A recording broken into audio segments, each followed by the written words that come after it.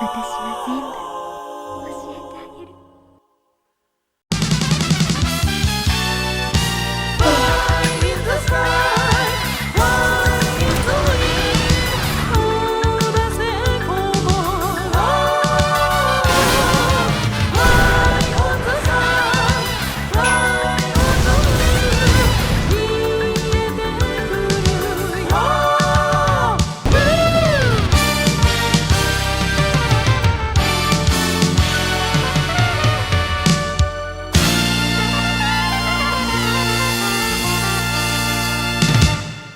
Welcome, ladies and gentlemen. Today we're going to be talking about the Chainsaw Man movie, Reze Arc. After watching the Chainsaw Man movie in the cinema twice, I feel like it's safe to say that I have received a fair share of emotional damage. In this movie, Denji, our boy, is genuinely living his best life. His work as a devil hunter is going smoothly, and he's not only gained confidence in just his strength, but also his ability to feel empathy, to have a heart. While on the other hand, he's still chasing his goal of making Makima his girlfriend. And as the title of the movie suggests, we got a new character introduced into the story, Reze.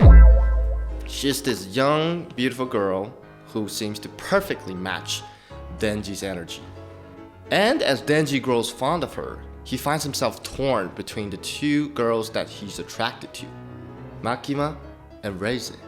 In this video, I want to break down the Reze Arc movie in 3 different perspectives, and then giving my final rating at the end. So for perspective 1, we got the overall plot and character development. So this movie can be roughly divided by 2 parts. The first more quiet slice of life, slow paced, and the second half, high intensity, action packed. So in the first half, we're introduced to a couple of new characters, including our beloved shark fiend, Beam, Chainsaw-sama Saika, and of course, the emotional focus of this film, Reze. And through her interaction with Denji, we slowly build a connection with her as their relationship blooms. And one of the most significant scenes is actually in this first half of the movie, and personally, one of my favorite scenes in this whole movie. Of course, I'm talking about the pool scene. Oh, the pool scene. On the surface, it's a very simple scene. Reze offers to teach Denji how to swim. But despite the simplicity of this scene, it has a profound emotional impact on this whole movie and perfectly sets up for the tragedy that's about to unfold in the second half. So normally Denji is written very much like a real teenager, right? He's very honest about what he wants. He's openly attracted to girls, and he's unashamed of his hormones. But what is fascinating about the pool scene is that despite how close Reze and Denji are, it was not sexualized or suggestive at all. The pool scene strips everything back to something far simpler, something more pure almost.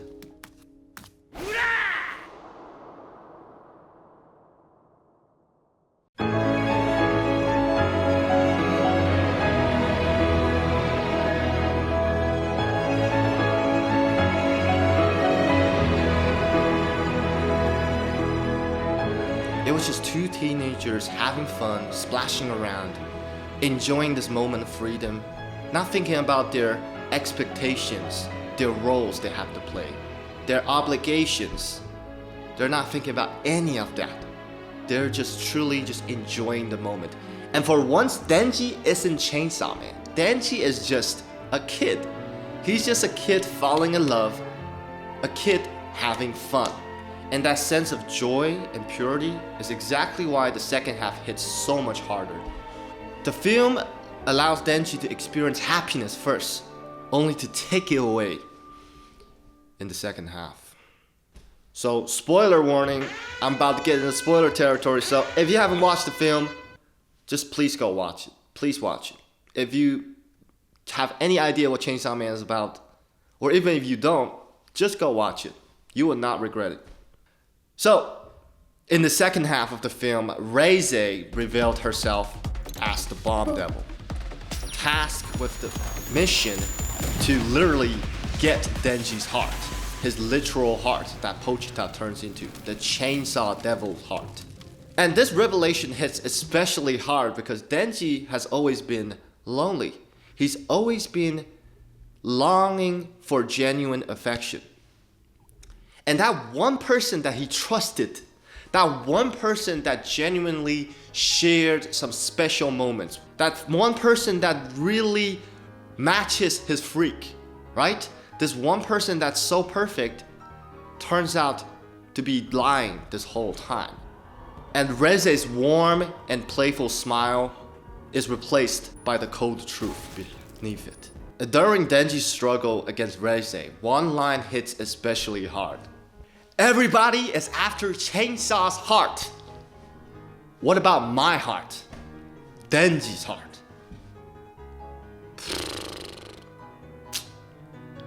This line perfectly summarizes the tragedy of this arc. Denji is not seen as a human, but as a weapon. And most of the people who've shown affection towards him are just manipulating him emotionally. So the second half of the movie largely consists of the bloody struggle of Reze and Denji, alongside their respective allies. Reze with the Typhoon Devil, Chainsaw! That guy got personal beef with Chainsaw for some reason. And Denji with the Devil Hunters, such as Aki, the Angel Fiend, Angel Devil, my bad, the Violence Fiend, and of course, best boy Beam, the Shark Fiend. Bro, Beam absolutely carried this fight, by the way, But all of this action-packed scenes leads us into the second perspective I want to discuss. The animation.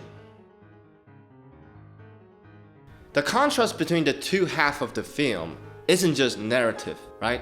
It's visual as well. The first half leans into a softer lighting, longer shots, and a calmer sense of pacing. And the second half is pure chaos. Speed lines, violent impact frames, distorted perspective, and almost relentless momentum that barely lets you breathe. And honestly, the action sequences here are absolutely gorgeous. Oh my days. Every impact frame left me speechless. My mouth was wide open, like a fucking fish trying to breathe. It was insane.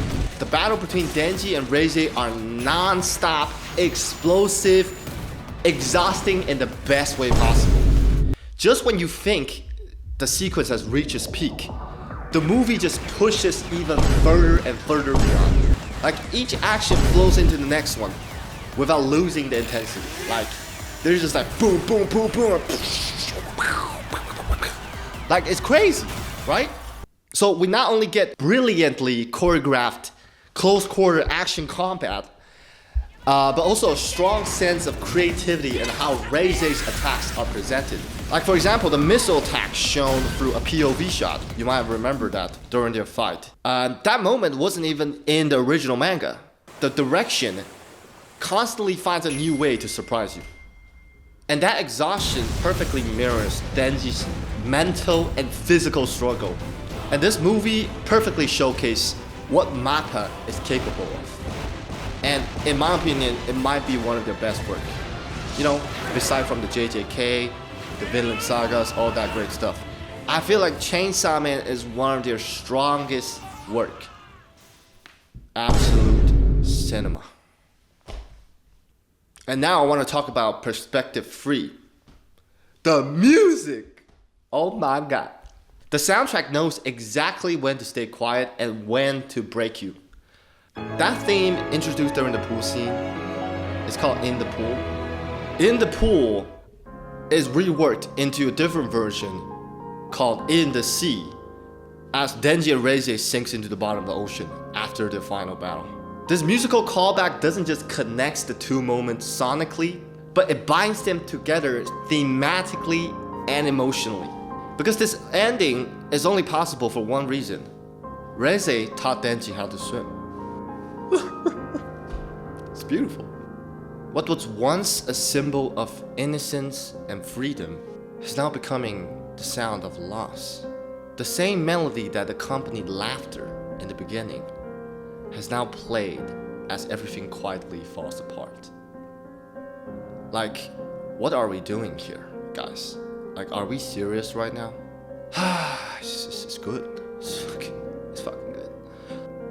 The composer Kensuke Ushio, he knows when to make the score warm and give you that fuzzy feeling, capturing the fragile purity of the teenage romance as Denji and Reze wanders through the festival before the fateful firework. And when to turn out cold and crushing, giving you that sense of panic, sense of chaos, sense of betrayal. The music never tells you what to feel. It simply reminds you what you have lost. I also want to highlight one of my favorite pieces of the OST here. It's called The City Mouse and the Country Mouse. This track plays at the very end of the movie when Reze meets her end in a dark alleyway. It is a moment that feels deeply unsettling, yet somehow calming and peaceful. The music carries a disturbingly calm, like the quiet acceptance of something that's inevitable. It feels like a whisper telling Reze that the struggle is over. Everything is over. She stares towards Denji's silhouette, sitting unknowingly in the restaurant ahead, still waiting for her to arrive. And she never does. So I hope you can go listen to that soundtrack right now and just think about the scene. From the emotional storytelling to the breathtaking animation, the Reze Arc just truly delivers an experience that stays with you long after the credits roll.